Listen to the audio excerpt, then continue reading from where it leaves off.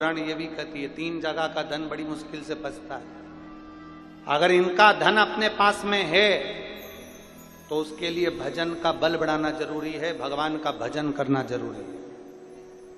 3 जगह का धन बचाना बड़ा कठिन काम है और उसका भजन बढ़ाना पड़ता है। 3 जगह का धन, पहला नानी का धन, दूसरा बेईमानी का धन और तीसरा जजमानी का धन। बड़ी कठिनाई से पचता है, धीरे धीरे पचाना पड़ता है। और इसको अगर पचाना है तो थोड़ा भजन का बल बढ़ाना पड़ेगा। कभी ये मत सोचना कि नाना नानी के घर पर गए तो इनकी पूरी प्रॉपर्टी हमको मिल जाए। वो मिल तो जाती है पर पचाना भारी पड़ जाता है। इसलिए प्रयास करना, भोलेनाथ जी से कहना हमें हमारे भाग्य का देना, हमें दूसरे के भाग्य का नहीं चाहिए। थोड़ा स्लो। हमें हमारे भाग्य का दो, भोलेनाथ जी से कहा हमें दूसरे के भाग्य का नहीं चाहिए। नानी का धन, बेईमानी का धन और जजमानी का धन। कोई ये सोच ले कि मैं जजमान के घर पर गया हूं और मुझे बहुत सारा धन मिल जाए। धन तो मिल जाएगा पर महाराज इतना याद रखना कि भजन के बल को बढ़ाना पड़ेगा, गायत्री को बढ़ाना पड़ेगा।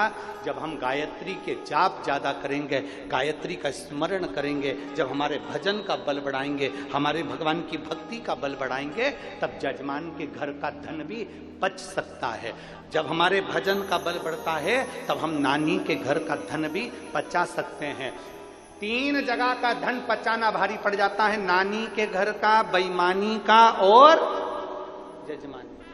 बेईमानी का धन भी पचाना बड़ा कठिन है। कहीं से आएगा, कहीं निकल जाएगा, रोग में लग गया, बीमारी में लग गया, एक्सीडेंट हो गया, ये हो गया, वो हो गया, दुख ही दुख जिंदगी में आते रहे और तकलीफें भोगते रहे। बड़ा कठिन है हमारा, बड़ा। थोड़ा सा आप लोगों को बुरा जरूर लग सकता है कि गुरुजी आप बोल रहे हैं नानी के घर का धन तो नाती पंती के लिए होता है, मना नहीं है। पर अगर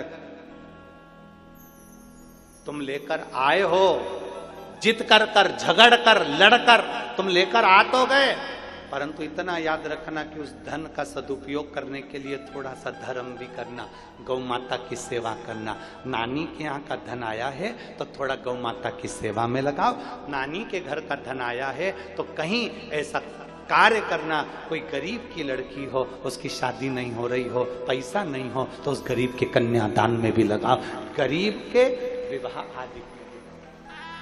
कोई बच्चा पढ़ना चाहता है, विद्या लेना चाहता है, एजुकेशन करना चाहता है, उसके पास में विद्या का धन नहीं है, पढ़ने के लिए धन नहीं है, तुम नानी के यहाँ से लाए हो, बेईमानी का धन आया है या कोई धन ज्यादा आ गया, उसमें से थोड़ा सा निकाल कर बच्चे की एजुकेशन में लगा दो। हम ये नहीं कहेंगे कि तुम कहीं ले जाकर इधर उधर, तुम तो उस बच्चे की एजुकेशन में लगाओ, पढ़ाओ, विद्याध्ययन कराओ, प्रयास करो। बचाना कठिन है, इसलिए अपने भजन के बल को बढ़ाइए। एक ब्राह्मण, एक साधु, एक सन्यासी, एक तपस्वी, एक साधक, एक उपासक अगर किसी के घर का भोजन भी कर कर आते हैं तो उनको गायत्री का बल बढ़ाना पड़ता है। अगर भोजन कर कर आए हैं ना तो फिर उनको भगवान का भजन का बल बढ़ाना पड़ेगा, गायत्री बढ़ाना पड़ेगी, तब जाकर हम जिसके यहाँ का खाकर आए हैं उसका पच पाए।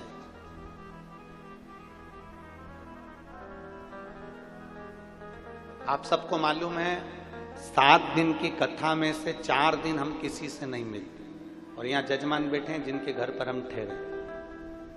यजमान पत्नी भी बैठी हुई, इनसे पूछो, प्रकाश नंद किशोर जी से, उनकी धर्म पत्नी जी बैठी हुई हैं, लता जी, उनसे पूछिए, या फिर श्री ओम प्रकाश जी बैठे हैं, उनसे पूछिए, या उनकी धर्म पत्नी बैठी हैं सीमा जी, उनसे पूछिए क्या गुरु जी इनसे मिले। आज 3 दिन हो गए, आपसे हमारा कोई मिलना जुलना नहीं। इनके घर के बच्चों से भी पूछ लो क्या गुरु जी नीचे उतर कर आए, किसी से बात करी, मिलना हुआ? नहीं। हमारे ठाकुर जी की सेवा, हमारा जो शिवलिंग है उसकी आराधना, हमारे शालिग्राम भगवान है उसकी पूजन और अपना पाठ और आराधना, अपना भजन का बल बढ़ाओ। क्योंकि जिनके यहाँ पर ठहरे हैं, अगर हम उनका भोजन कर रहे हैं तो अपने भजन का बल बढ़ेगा। तो जिनके यहाँ पर ठहरे हैं, मेरा भोलेनाथ उनकी भी कृपा करता हुआ आगे अग्रण्यता, भजन के बल को बढ़ा।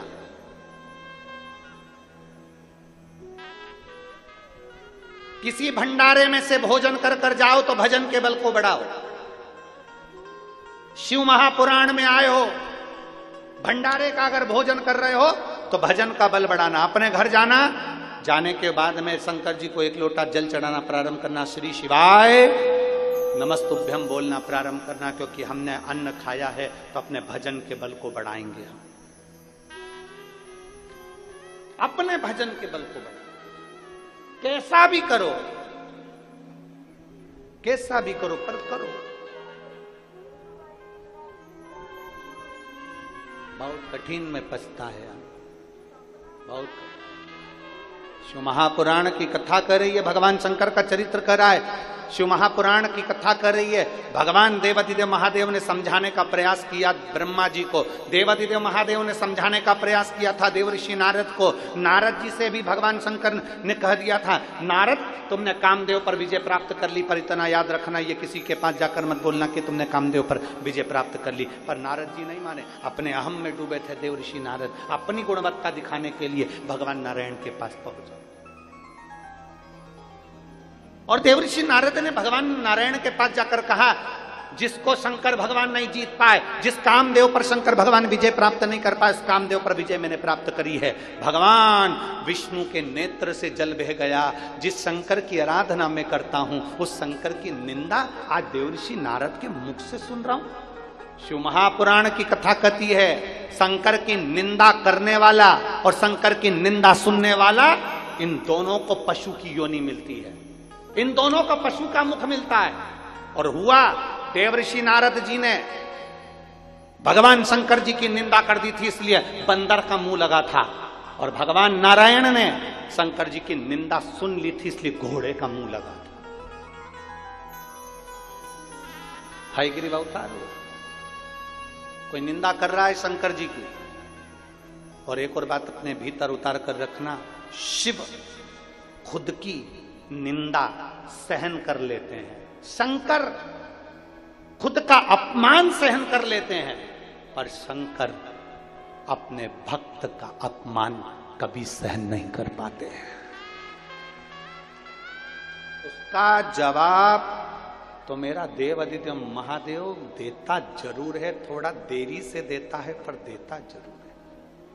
शिव खुद के अपमान का जवाब भले ना देंगे, शंकर अपना अपमान सहन कर लेंगे।